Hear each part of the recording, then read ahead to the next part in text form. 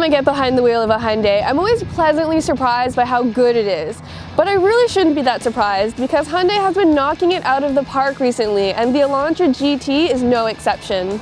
Right when you get in, you're immediately happy with the interior. Nothing about this interior makes me angry, which is a big deal because a lot of automakers still struggle with getting it right, and Hyundai just seems to know what to do.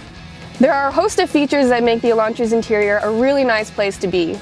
The dash isn't cluttered and everything is laid out in a logical way, so it's really intuitive to use. There are no mystery buttons, every element has a clear purpose, and it's very obvious that the interior has been well thought out.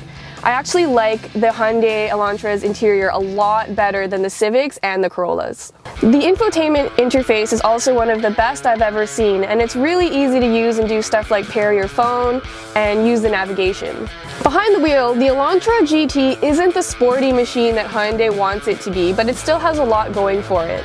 That said, the Elantra has no problem getting up to speed or passing slower cars. Its 2-liter engine puts out 173 horsepower and 154 pound-feet of torque, which is actually more than the Civic and the Corolla.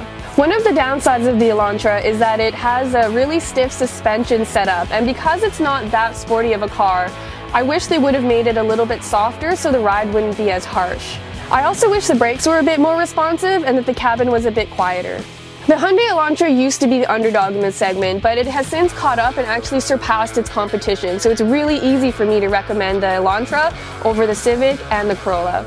For Driving.ca, this is Jody Lai.